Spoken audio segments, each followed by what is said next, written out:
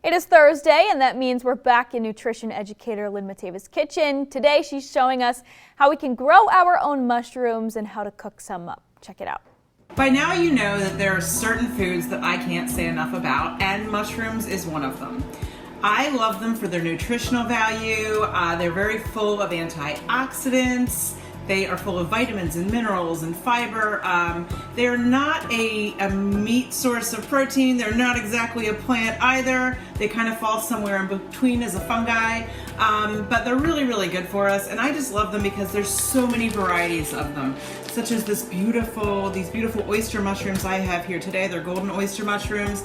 And this is actually a kit that I got from a local farm out of Marydell. It's called King Mushrooms. And they sell these all over the state of Maryland. So I thought it was a really fun thing to show you today. I purchased this kit a couple weeks ago.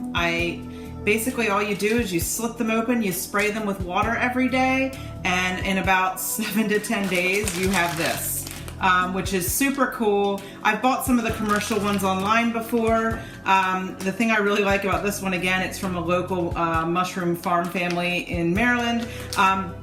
And I don't think I've ever had one that's quite this prolific. If you look at it, I even feel like it looks like it's heart-shaped, which makes me even happier. Today what we're going to do is, so when these mushrooms are ready to harvest, they grow in clumps, and I'm just going to try to find one that I can pull off of here. And I've got this really pretty clump. And let's see if I can find another one. Alright, I feel like I'm butchering on TV.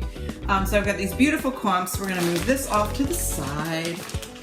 And you always want to wash your mushrooms.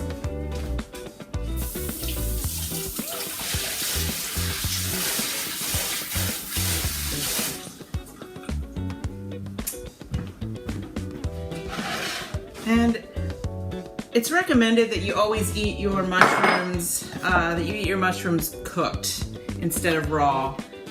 So what I'm going to do, these are all fairly small. I don't really have to chop them up or anything. I'm just kind of removing them from their base here.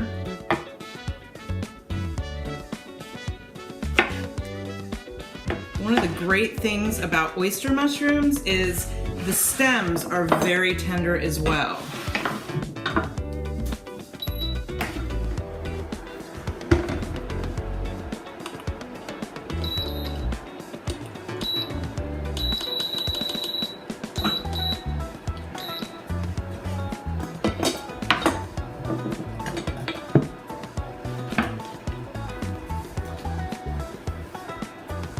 Just going to put those in our pan.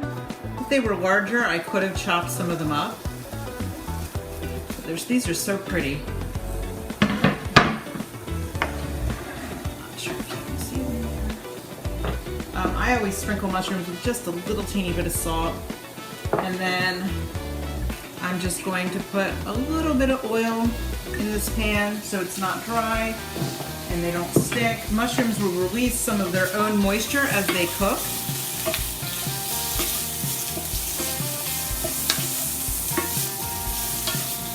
Toss them well to coat with that oil.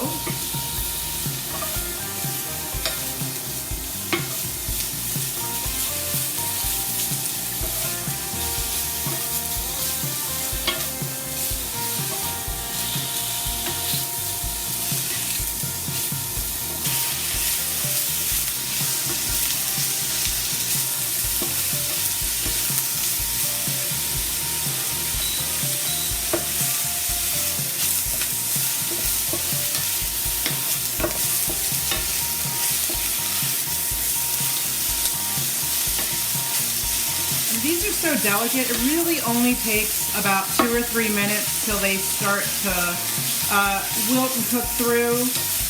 At this point in time, I could add in some garlic, I could add in some fresh herbs, and basically, turning them off so I can see you and hear you. I could add in garlic, I could add in fresh herbs, and basically I could use these in any recipe that I would normally use mushrooms in. They're just a great side, and as beautiful as these are, I think I'm just going to sprinkle them with a little bit of fresh parsley and eat them on a plate.